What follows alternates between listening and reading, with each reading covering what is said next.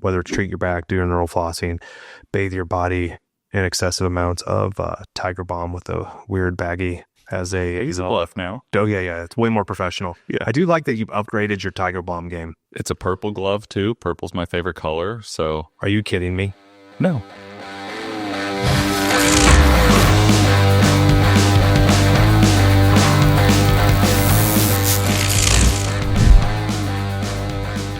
Welcome back to Past Your Prime, the podcast for active adults battling life, injuries, and everything else in between. I'm Alex Kiker, pro volleyball player, busy dad, and proud owner of the tightest calves in North America. Here with my co-host, Craig Smith, former life professional, physical therapist, strength coach, and the guy who ruins stretching for everybody. Always. He also asked the question, what do you mean by tight? And I think that's what we're going to talk about on today's podcast. Tightness Tightness. the whole way. We had a bit of a spicy morning this morning. We've all been, I don't know, kind of in slightly different attitudes. Yeah, you've had a lot of head movement with a lot of talking today. I don't know what that's about. You even did it during the intro. Did I? There was a lot. Okay. There was a lot of head movement. I think we're all feeling a bit more animated than usual today. Can I share the whole idea that the thing that brought this up was you couldn't fit into your pants? Yeah, so we're talking about tightness in terms of clothing today. Am I mistaken? Yeah, you're definitely mistaken. But you did say that there's some pants you can't fit into anymore. Yeah, tried on all of my jeans, and my calves are far too large for it. You're the first person in history that can't do, the pants don't work because of the So, like, if you look in my Google searches now, you might find a search for athletic fit jeans. I'm actually going to, are you being serious? You really can't fit your calves into your jeans? Not even close anymore. Your calves? Correct. That is hilarious. That's why I have to wear stretchy pants. That is so ridiculous. You know what's funny is I can't tell if you're messing with me right now. Like, I could actually believe it. I had to search for athletic fit jeans. Well, I had to do some other searches to get there, but this is the thing. Because anytime I go for slim fit, like, that's not made for the average adult, I feel like. How does anybody fit into slim fit pants? They don't fit into it well. Yeah. It's like always kind of seems like you're spilling out of it a bit. I'm not spilling out. I'm just not getting in. Well, it's like the last part. Oh, okay. But no, that's not the topic. It's actually not how your pants fit. But my calves have been tighter than usual recently, and I can already tell you're annoyed with me by even saying that. I'm not annoyed that you have tightness. I think people experience tightness. It is probably the second most common, if not the most common complaint that I hear, but it's one of them that carries its own solution, which is often the thing I don't like individuals to be doing, which is stretching. And I don't like most of the explanations. I think the explanations for why somebody feels tight, they're so not nuanced and not accurate. That's the part. It's not people experiencing it. It's a lot of the explanations they're being fed that drive me crazy. If you haven't checked out our stretching episode, definitely go check that out, because I feel like this is the other side of that episode where tightness came up there, but we were primarily talking about stretching and how, at least by Craig's explanation, it's not good for you. So this will kind of be the other side of that argument, mostly just why Craig gets so upset with tightness as a diagnosis, which it's not a diagnosis. I don't believe it is. It's a symptom. There's an underlying cause that I think would be what we would call the diagnosis, whether it's structural, functional. That's the diagnosis that's leading to a symptom of tightness. Yeah, tightness drives me crazy because of the assumed issues around tightness. It's not the person themselves feeling tight. Like, that would be absurd. I wouldn't have a job if people who experience tightness didn't want to come see me for it. It'd be nuts. And just to be clear, 100% of those cases, you recommend stretching. I'm going to murder you. Oh my God. Stretching is an interesting one, which I think we'll probably get into, but stretching is one of the reasons why I think understanding the causes of tightness, that there can be multiple things that lead you to feel tight. I think it's important to understand some of the mechanisms in the body that cause you to feel tight.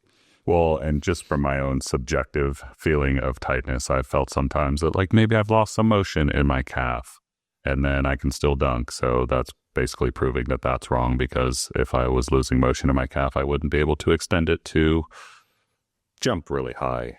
Well, that's kind of interesting though. I mean, so what is it what is it that you're noticing that makes it feel like that you're losing motion? What are you noticing? Well, that's what I'm saying. Like, it feels like I would be, but then I move it and it still moves the same. Or like some people might say like, oh, my muscle's shortened, and so now I need to stretch the muscle to lengthen it. Yeah. And you've essentially disproven that as well. I don't think that individuals understand what they're actually doing when they stretch. So for example, when we talk about stretching, just from the sensory experience, people will come in and they'll say that they have a motion limitation, and there can be a variety of reasons that they have a motion limitation. But most often when they say tightness, there may not be a relationship to loss of motion. Like when I hear somebody say tightness, like your brain immediately goes, oh, they don't have enough motion for what they need to do. And what's interesting is there's no joint in the body that doesn't have an end range, right? So there has to be a stopping point, right? And if you have any sensation or sensory experience that's off, you feel that you don't have what you should have there, you're going to say that you feel tight. And there's a variety of reasons how that happens, and it's not always accurate. And I've the words around it I think are really interesting, but I think there's at least 4 different reasons why somebody will tell me they feel tight. And each one of those, you have to just validate which of the issues is actually causing their experience of tightness. Because you can have somebody who has no flexibility whatsoever. They try to go down to touch their toes, they're 2 feet from the ground, and they won't feel tight. They won't say they feel tight. They feel normal. I just imagine somebody that's just stiff as a board when you said no flexibility at all. Like they try to move and they just can't. But like 2 feet from the ground, that means they were at least able to bend over a little bit. Yeah, they have a little bit of movement. And because you can have things that drive that, but they won't have a subjective experience of tightness because it's their norm. It's their experience. So it's totally normal. And there's reasons why you'll feel tight versus you won't. For example, somebody with Ehlers-Danlos, which is a connective tissue disorder, they'll go to touch their toes. They put both hands on their ground flat and they'll say they feel tight.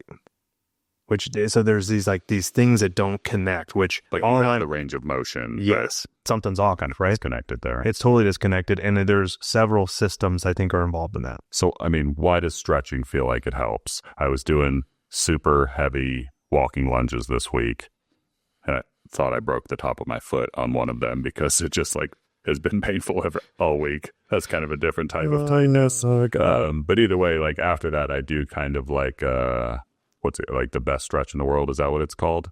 The one where you're at stretch? Yeah, the half kneeling. And that one just feels so good on that area. That's probably the only one stretch that I do kind of with some mobility. So it's not like a static stretch. Why does it feel so good? Well, there's 2 things that happen. If it's an actual injury, and you're having actual pain, it'll feel good because typically you're getting some level of modulation on the impulses that are going to your spinal cord, eventually to your brain, that gets interpreted as pain.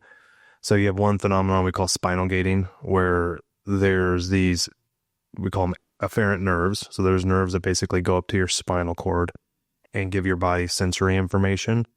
And you have ones that are bigger and more myelinated, so they get there faster. And if you get stimulus to those, they block out the other fibers that are non-myelinated. They're typically your nociceptors, the things that transmit pain stimulus. Mine, I think it was just delayed onset muscle soreness. Then you also have what happens with stretching. You have this area in your brain that's called your periaqueductal gray area, and it sends down signals that actually block symptoms from going up your spinal cord. So most likely it's that second one.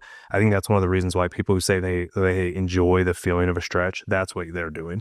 It's very similar to some of the things that you can induce if you do steady state cardio. So they're basically just enjoying the sensation of stretching. It's not actually helping. It could potentially be hurting. That's my biggest issue with stretching. So I don't mind in people who have no injuries or anything like that, doing a stretch to relieve, to have a good experience with it. That doesn't bother me at all. What I dislike about it is this belief system that first it's a panacea that solves everything. Drives me up a wall where you're hurt. Okay. Stretch the crap out of it. That'll make it better, which makes no sense. It's a provocation test in a lot of situations where you're actually making the symptom worse. Yeah. But you take advantage of those 2 mechanisms I just talked about, the spinal gating and that descending modulation, and you're hiding that you're hurting yourself. Those are the biggest situations. And then I also kind of think of it from a optimizing your time. If you do full motion movement I find it just as valuable or dramatically more valuable than spending that same time stretching. So like with your situation, using it within a superset to make sure that you're basically ready to go for the next set, that doesn't bother me at all. It's more if it gets worse or if there's something else that's actually driving this experience of tightness, then we really want to make sure we understand why. And you're not getting at the root cause, basically. No, you're absolutely shifting the burden. So you're getting after a symptom, but not the actual underlying mechanism or injury or whatever it is that's driving your symptoms. What would be an example of something where it feels tight, but that's not actually the root cause or the diagnosis? I mean, that's a great question. The most obvious one, people will come in where they have tightness in their posterior thighs. So in their hamstring area, typically in that situation, they'll say, hey, it hurts when I go to touch my toes, or it feels tight when I go to touch my toes. And they think because of where they feel the tightness, it's the hamstrings that are limiting them, but that's also a provocation test for their back. And so what they're actually getting is a referral from their back. And the way we can verify that is we do all extra tests that mimic those symptoms. We call that a concordance sign. So we mimic the symptoms and then we do a treatment and it makes all those symptoms go away. And then we look for triggers that then drive that sense of tightness in the hamstrings. And so in that situation, they're not picking up the right thing that's causing their symptoms. And so if they stretch that, they'll make it worse. Well, and something weird just popped into my head that when you stretch, it makes you feel tight. Yeah. I was just thinking of trying to touch my toes. And every time I try to touch my toes, regardless of if I'm injured or not, it just feels tight anyway. It's like getting to end range motion is going to feel tight, give you that subjective feeling of tightness.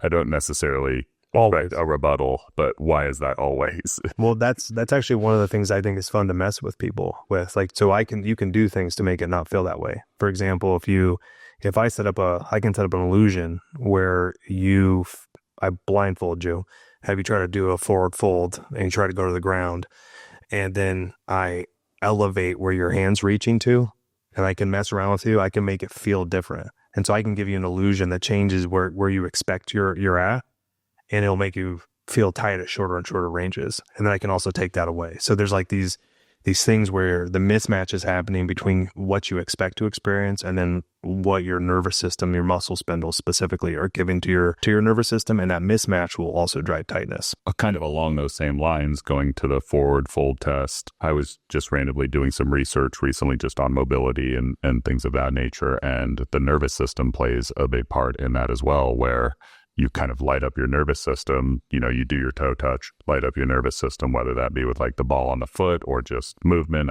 This one was specifically around skipping. And, within 2 minutes, you can reach 6 inches more. Yeah, which there's no way that you just gained muscle length in that situation. So what did they say was causing the tightness, or what did they? It was just turning on your nervous system. Yeah. So that, your body was able to fully produce all the motion that the potential motion that it had available. Yeah, and I do believe a lot of times with tightness, there's those mechanisms that are just not set correctly. So that one specifically, the muscle spindle is a big one. So you have the muscle spindle is a afferent nerve that's in your muscles, obviously. It gives you a sense of position, sense of movement. It basically looks at the length of the muscle, and as your muscle is lengthening, it's giving your brain this information. And we can mess with that. Like, you can use vibration, you can use positions where you have the person hold their muscle and then you move their arm, and you could have the arm in the exact same position, and one will feel tighter and one will feel looser based off of like the input that you're making the person experience. And it makes you really understand that everything that you're experiencing, that sensory information, can be messed with and can get distorted.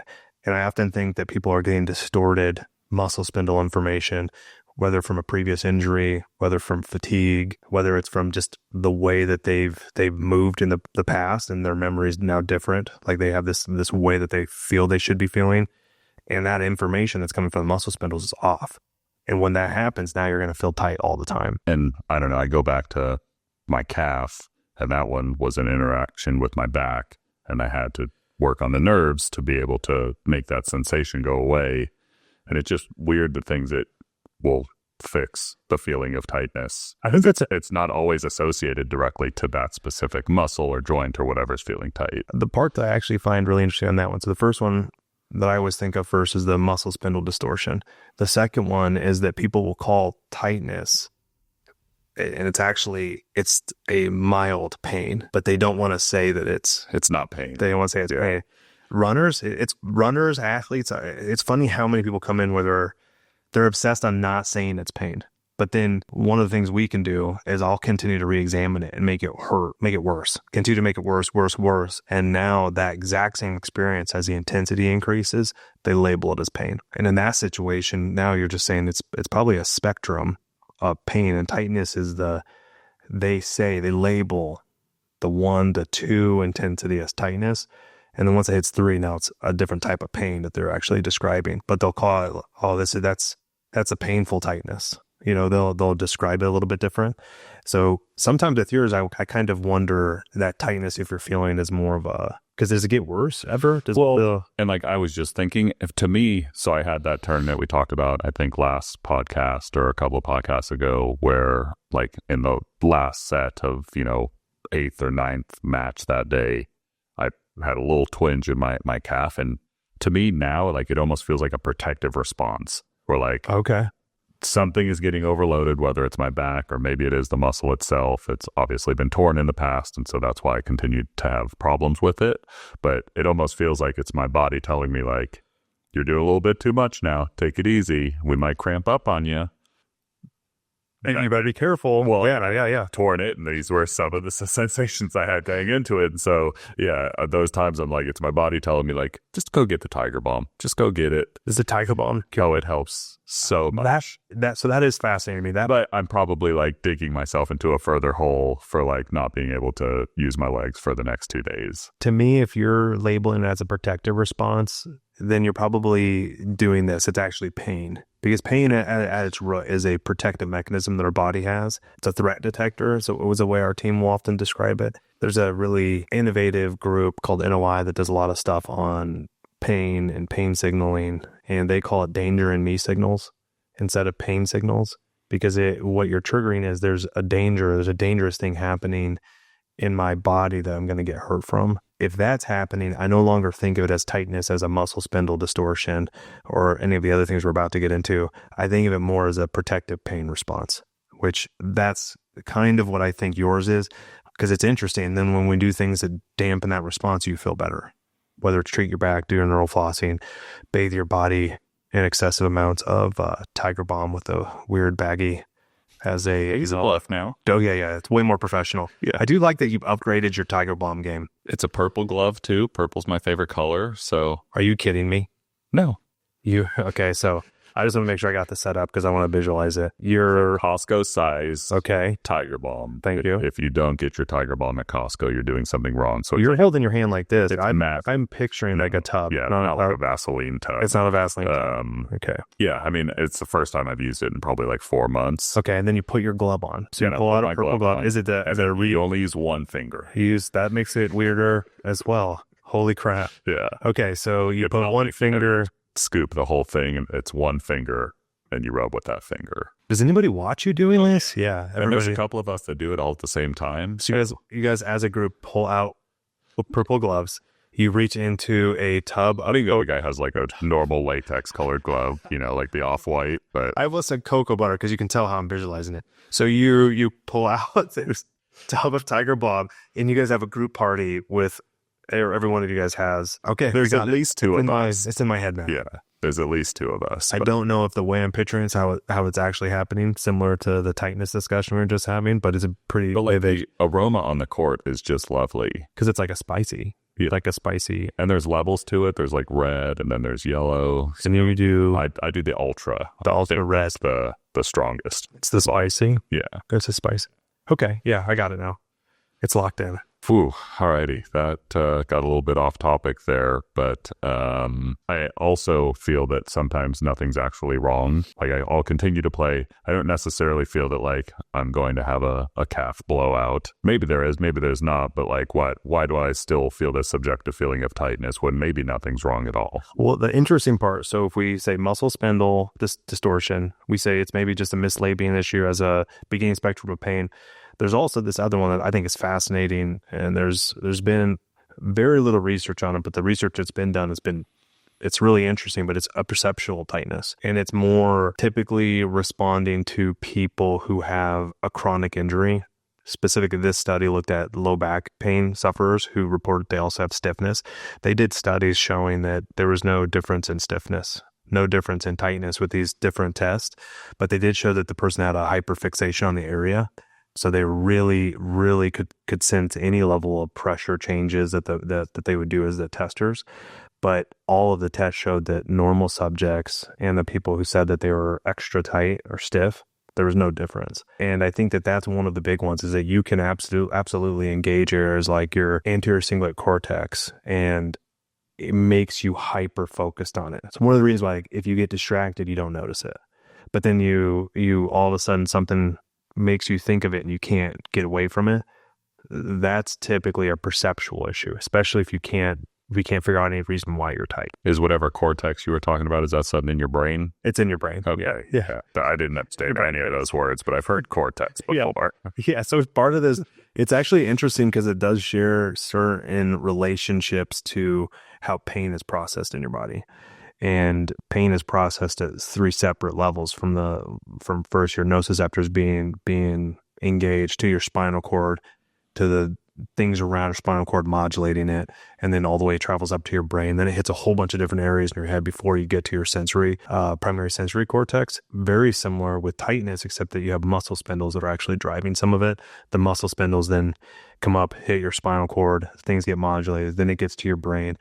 But the other really interesting thing with muscle spindles and movement is that your brain predicts how it's going to feel. So to me, one of the most interesting things about muscle spindles and the way that our whole body senses movement, the only time you actually sense movement is if it's different than what you expect it to be. Otherwise, your brain filters it out. Interesting. Yeah, so it's a feed-forward system with a feedback system. So I just need to turn my brain off when I'm feeling pain? No. Play through it? No. So pain's different, right? So pain is a different thing. So this is like a different system. One of the biggest things with the feed-forward system, and there is some of that with pain, like where you have an expectation and then you can actually make yourself hurt because you expect to hurt. But with the tightness or motion where you're noticing something's off, it's because the prediction that your body has, like that's how good our brain is at prediction, is that if it's off from the prediction, right, that's when you notice something.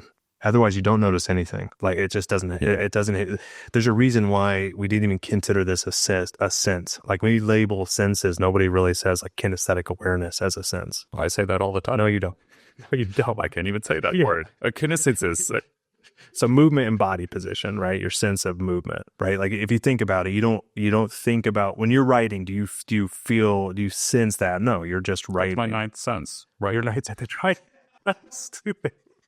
But I will say that I think for whatever reason, I've become hypersensitive on my perception of injuries. Like the smallest little tweak of something, and I'm like, I know it. My threat detectors start going off, and I don't know if that's just been acquired through all the injuries I've had over the years, or if whatever, my cortex is jacked up and I need to get a new one. Well, you can't get a new cortex, but 100%, that'd be kind of funny. I mean, they used to do those. They're called lobotomies, and that's like that also does not go well for the person. But no, you're absolutely. But once again, what you're talking about is more around pain perception, right? So if you're saying you feel tight and it's more this protective response, that's what I'd want people to understand, is if it feels more protective, you're probably on the pain spectrum. And I think that is actually an important differentiation versus it feels wrong. You're talking about like a muscle spindle distortion or maybe a perceptual distortion that's happening. Those are very different. And then if you have this sense of like your fearful movement, it could be a perceptual tightness, but it could also be pain. Which for me, the reason that's important, I do think you treat those differently. So for example, like if I had somebody who comes in with tightness primarily as their diagnosis, I'll do things to try to normalize muscle spindles. And the thing we haven't got into is I'll normalize their patterning. because often it's that they've developed this abnormal pattern, which would be the fourth thing, which is you're doing a movement pattern and it's not matching up with what your brain expects it to do. So that's why oftentimes when people will say they have tightness, we get them into like a well-run workout program, it goes away. Does that kind of address the people that, I don't know, I feel like I've heard people say like, I used to be looser or more mobile. I don't know exactly how to phrase it, but does that kind of address those type of issues? I think it does, because that's an interesting one. So say they've had a movement pattern that's become distorted, either from cramping because they've developed like an altered neuromuscular state where they cramp really easy, or for some reason the pattern has gotten off in their head. Like remember how you were talking about with your jumping, your approach felt so weird because you've been focused on it in the gym. I'll have sometimes where people will have that happen and they'll say they feel tight. But really what they're describing is this pattern distortion. This pattern has become mismatched in their body. Muscles aren't firing to get in the way that they should be to produce this normal motion that they expect. That's an issue. And that's a piece that you just have to work the pattern, get the pattern back and get accurate with what your pattern actually is. Make sure that the feed forward system matches the feedback system. That's a different issue. Because I go back to when, I was getting some pretty constant treatment here because I was a recurring injury. And one of the things was like my adductor was giving me some problems. And so we were doing some like hip, I think, external rotation, and like it was wildly different on one side versus the other.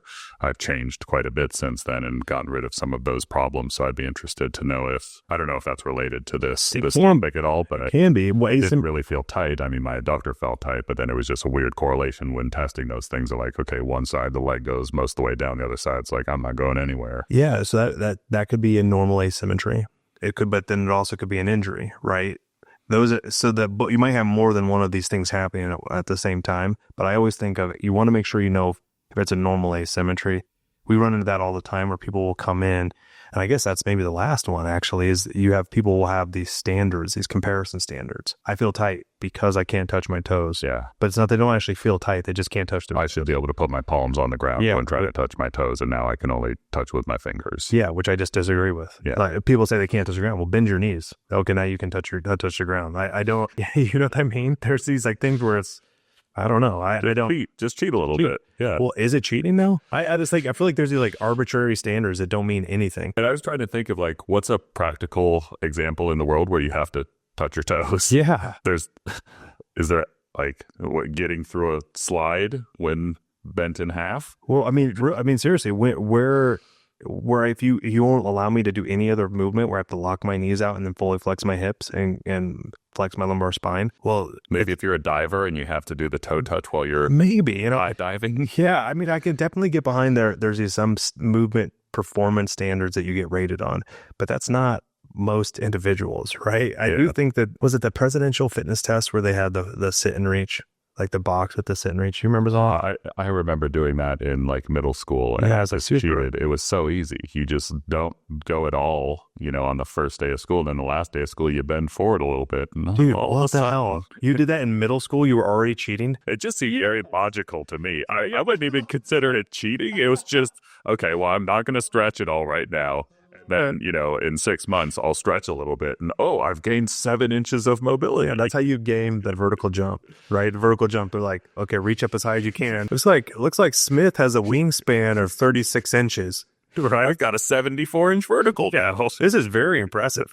That you're at jump height. I think that some of those things there's not very many things that where you're combining the motion, that oftentimes in that area, you're getting an active passive insufficiency. You're involving multiple joints. There could be a patterning component. But the thing that I always think of that's funny with those is you can mess with that pattern so much. You put some level of sensory, like large sensory experience into it, like rolling your foot, and you increase the motion by 6 inches. I just don't trust it. And I also don't see the importance of it. It's not related to any level of injury risk. There's no performance variable that seems to get improved by it. So there's these things that we use as tests that are arbitrary and silly. And I feel like so much of, mobility or whatever can just be gained by doing a normal exercise routine, hitting the same here kind of 6 major areas of exercise that we talked about previously. Yeah, I totally agree. I think the part that drives me nuts is you'll have these goofballs who will do, and I mean this in a nice way, but they'll have excess respectfully. They'll have an insane amount of mobility. They'll say that they worked on it, which I'm fine if they have. And the amount of issues that I've seen those individuals cause in individuals who clearly have a pain issue, or they've clearly developed a distorted mental map of what their body is, and then they feed into it. Those people drive me nuts. And I think they hurt people. I think that they set people back on their fitness journey. I think they give these comparisons in the same way that a Hollywood actor who's juiced to the gills, taking massive amounts of steroids, and they look ripped and they did it in 6 months, gives a distorted perception of what the human body should look like. I think those influencers do the same thing, and I think it's embarrassing. So they drive me nuts. And I think that they don't know what they're doing. I don't think they can describe what they're doing. And I don't think they can explain any of the mechanisms that they're working through. So I don't like them. I would do it for several $1 million if I were an actor. You want me to look like Superman? Juice me up. Would you do it? For all those millions? Oh, okay. I would go either way. You want me to, lose 30 pounds? But I'm also fine with it. I'm fine with it if they share what they do. It's more of that. I mean, I've worked with people who are totally on some level of a cycle. It doesn't bother me whatsoever. It also doesn't bother me if it's really important for somebody to really work on their mobility. I just want them to understand the mechanisms that they're doing. Like if I have somebody who's a yoga teacher who comes in and they have to be able to do certain aspects of it, I have to figure out which thing is happening, and then I can address the tightness so that they can do it normally. But it's almost never that I'm stretching them, right? They already have the mobility, but there's something that I'm stretching for a living. Exactly. Which makes total sense. And so I'm not even saying I love I do yoga. I love the practice of yoga. It has nothing to do with yoga, but do I think yoga is therapeutic if somebody has an injured back and they're trying to get the toe touch by making them stretch the injured structure? No, I think that's nonsense. But if instead you're working the range, you're regaining the control, which I think yoga is great at doing that, like getting so that the person can actually control it. Yes, I'm totally fine with that. And there's a huge difference. We have both ends of this spectrum, right? We've got the steroids people, we've got the people that are hyper into mobility, and they both get injured. Yes. And maybe it's somewhere in the middle that is the most resilient, but you're going to get hurt. Yeah. I just even there, I just think it's I don't know. I think that's a trap to think that you're going to be doing something that's going to stop you from, if you don't go one or the other is going to be better. Yeah. Yeah. I really think with the injury stuff is if you know the mechanism of how you're going to get hurt, we can take the mechanism out. Don't punch a wall. Like that's going to break your hand. I get it. But so we could take that out of your repertoire, you're probably not going to break your hand as often. I get that. But if you're doing normal activities, our bodies are built to have breakdowns. It's clear. Kind of going back to tightness, if you had to explain tightness, how would you explain tightness? Oh my God. To a regular dummy like me? Tightness is a symptom in your body that can be based off of what's something actually being limited or have no relationship whatsoever. You have to figure out one of the mechanisms. It's either a muscle spindle distortion. It could be that you're having a sense of pain but don't realize it. It could be that you have a perceptual mismatch, maybe from a previous injury. It could be that you're making a comparison that makes no sense for your body type and your body structure. Any of those things could be leading to it. And then finally, it could be a pattern mismatch. So it could be very specific to this movement that you're doing. And any one of those 5 things, we address that, you don't feel tight.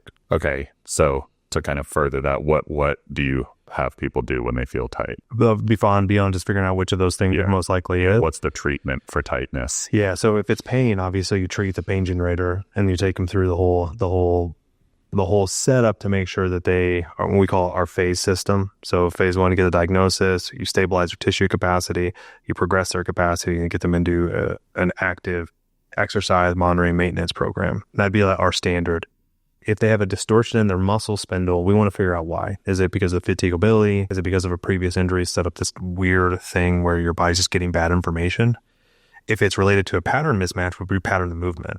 That often will happen in phase 2 to phase 3 for us. And then if it's perceptual, oftentimes it's just getting them tons of experience and also doing something therapeutic to that response as much as possible. So we kind of break that mental pattern that their back is overly stiff, for example. And then finally, it's just making people not feel that they have to be, there's like these standards that they have to hit that are just not true. Like, I think that we have all these things of like, I have to do this to be a well-functioning, fit person that I don't think are accurate. And if somebody could show me reasons why, okay. Because of their day-to-day. The only person I know that needs to be able to touch their toes consistently. Well, but then the cool thing is there's ways for us to get that.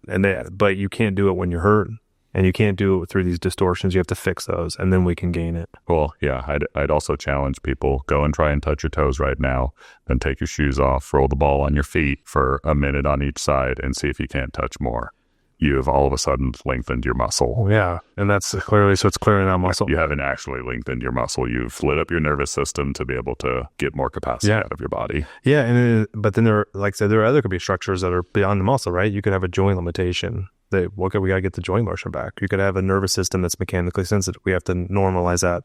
So you want to figure out if there is a motion limitation, what's limiting you. But if you just randomly say it's stretching, that's the biggest irritation with tightness, is that there's an assumed cause, muscle, and there's an assumed treatment, which is stretching. And that's the issue, is the assumption. Well, if you came to listen today and thought Craig was going to give us a one-size-fits-all stretch to fix all tightness, you are sadly mistaken, and I apologize.